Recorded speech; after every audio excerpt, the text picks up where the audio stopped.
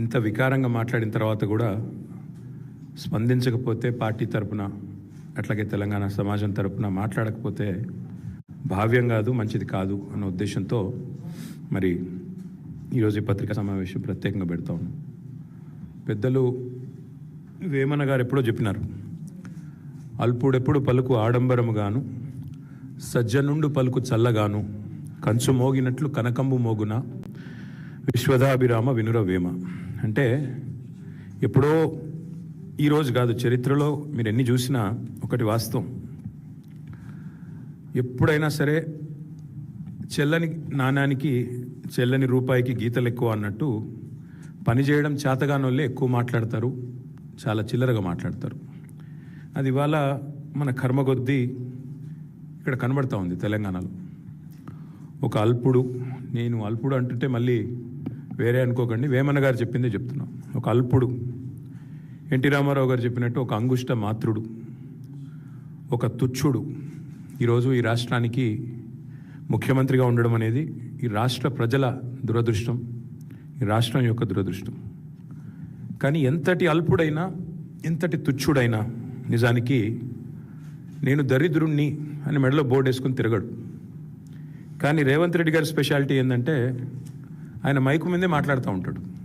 Mic ముంగటనే నోటికి వచ్చినట్టుగా దివాలా తీశాము. ఒకసారి కాదు, ఇది 2.5 సంవత్సరాల్లో ఒకసారి ఎయిడ్స్ రోగి అంటాడు తెలంగాణని, ఇంకోసారి క్యాన్సర్ పేషెంట్ అంటాడు. ఇక దివాలా తీసిందని మాట్లాడిన దివాలా కోరు మాటలకైతే లెక్కనే లేదు. అది చూసిన తర్వాతనే బాధ అనిపించింది. వాస్తవం ఏంటంటే ఇంతటి భావదారిద్ర్యం, ఇంటలెక్చువల్ బ్యాంక్రప్సీ బహుశా దేశ చరిత్రలో ఏ ముఖ్యమంత్రిలో కూడా ఎన్నడూ చూసి ఉండం. అయ్యా మీరు మీ అదృష్టం బాగుంది, జాక్పాట్ కొట్టారు, ప్రజలు మార్పు అని మీరు చెప్పిన డైలాగులు విశ్వసించారు, మీకు అవకాశం ఇచ్చారు. 50% మీ పరిపాలన 30 నెలలు అయిపోయింది. 50% మీకు ఇచ్చిన అవకాశం అయిపోయింది. ఇప్పటికైనా 4 మంచి మాటలు, మీ ప్రభుత్వంలో మీరు ఏం చేశారో, ప్రజలకు మీరు ఇచ్చిన హామీల్లో ఎన్ని నెరవేర్చారో, లేదైనా ఒక జిల్లాకి పోతే ఆ జిల్లాకు మీరు చేసిన అభివృద్ధి, మీ వల్ల జరిగిన మంచి పనులు అవి చెప్తారేమో అని చూస్తాం. కానీ ఇంత ఇంటెలెక్చువల్ బ్యాంక్రప్ట్నెస్, ఇంత భావదారిద్ర్యం, రాజకీయ భావదారిద్ర్యం, ఇంత విచిత్రమైన పరిస్థితి బహుశా భారతదేశంలో ఏ రాష్ట్రంలో ఏ నాయకుడు, ఎంతోమందిని చూసాం, ముఖ్యమంత్రుల్ని, ప్రధానమంత్రుల్ని, కానీ ఎవరిలో ఇంతటి భావదారిద్ర్యం ఏమైతే చూడలేదు. అదంటారు చూడండి, తింటున్న పళ్ళెంలోనే మనుబోసుకున్నట్టు, తింటున్న అన్నంలోనే ఉంచినట్టు, నువ్వు నడుపుతున్న రాష్ట్రాన్ని తిట్టడం ఏం దరిద్రం? అది నాకు అర్థం కాదు. నీవే కదా ప్రభుత్వానికి అధినేత, నువ్వు రాష్ట్రానికి ముఖ్యమంత్రి నువ్వు. సరే, ఇంకా ఎన్ని రోజులు ఆ విషయం చెప్పే పని మాకైతే అర్థం కావట్లేదు. నేను ఆయన మాట్లాడిన మాటలు, ఢిల్లీకి పోతే ఇజ్జత్ లేదు, ఆయనే చెప్తాడు ఢిల్లీకి పోతే అక్కడ గౌరవం లేదు, ఇజ్జత్ లేదు అని. మరి 72 సార్లు ఎందుకు పోతున్నావు? ఏ ముఖ్యమంత్రి ఇంతవరకు సాధించిన రికార్డు నువ్వే సృష్టించినావు. 30 నెలల్లో 72 సార్లు అంటే సగటున నెలకు కనీసం 2.5 సార్లు ఢిల్లీకి పోతా ఉన్నావు. ఎవరు రమ్మంటున్నారు నేను? మరడా ఎందుకు పోతున్నావు? ఢిల్లీలో ఇజ్జత్ లేకపోతే ఎందుకు పోతున్నావు అని అడుగుతా ఉన్నా. వాస్తవానికి నిన్న రేవంత్ రెడ్డి గారు ఎన్ని చెప్పినా ఒకటి వాస్తవం. నా తెలంగాణ కోటి రతనాల వీణ అని దాశరథి గారు ఏదైతే ఆనాడు నిజామాబాద్ జైలు గోడల మీద రాశారో, అలాంటి తెలంగాణ కోటి రతనాల వీణ మాత్రమే కాదు, ఇప్పుడే మా శ్రీనివాస్ యాదవ్ గారు చూపెడుతున్నారు, 1 కోటి ఎకరాల మాగాణం అని చెప్పి రుజువు చేసింది కేసీఆర్ గారి నాయకత్వం. దానికి సాక్ష్యం ఇది. నేనేది ముఖ్యమంత్రి గారి లాగా నోరేసుకొని ఊరికైనా లెక్కలు లేకుండా పత్రాలు లేకుండా మాట్లాడలేదు. This is statistics from government, Telangana Markfed నుంచి, తెలంగాణ ప్రభుత్వ వెబ్సైట్ నుంచే తీసుకుని, directorate of economics and statistics మీరు చూడొచ్చు. 2014-15లో మన రాష్ట్రంలో మొత్తం ఆ రోజు ఎన్ని హెక్టార్లలో సాగు అయ్యేది అంటే 26,13,000 హెక్టార్లు మాత్రమే. 14-15 అంటే తెలంగాణ వచ్చిన రోజు, కేసీఆర్ గారు గద్దెనెక్కిన రోజు.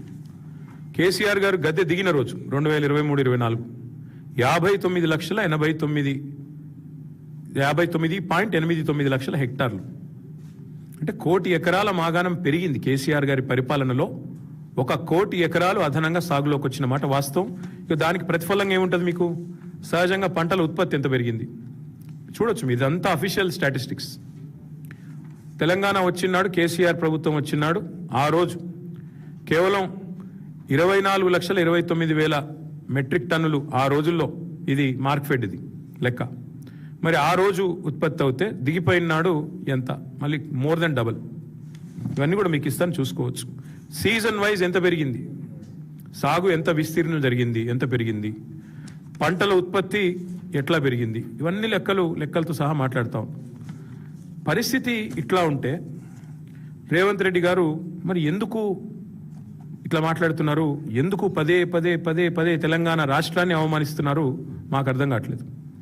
అసలు ఢిల్లీకి ఎవరు రమ్మన్నారు నిన్ను, ఎవరు బతిమలాడుతున్నారు ఢిల్లీకి రానాయన నిన్ను? ఇక్కడే ఉండు, 2.5 ఏళ్ళు ఇక్కడే ఉండి పరిపాలించు. ఆ మూటలు మోయకుండా, లుచ్చా మాటలు మాట్లాడకుండా మాట్లాడు, మంచి మాటలు మాట్లాడి 1,000 కోట్ల రూపాయలు ఢిల్లీలో సమర్పించుకోకుండా ఇక్కడే ఉండి మాట్లాడు. ఇంకా చండాలమైన మాట, తెలంగాణ వాళ్ళు అనగానే అసహించుకుంటున్నట ఆయన అంటున్నాడు. నిన్న తెలంగాణ వాళ్ళు అనగానే అసహించుకుంటున్నారు. అసహించుకునేది నువ్వు చేసిన దివాలాకోరు రాజకీయం, నువ్వు చేసిన వెధవ పనులు, ఓటుకు నోటు కేసులో దొరికిపోయిన విధానం, ఇవన్నీ నేను చూడగానే గుర్తొస్తున్నాయి.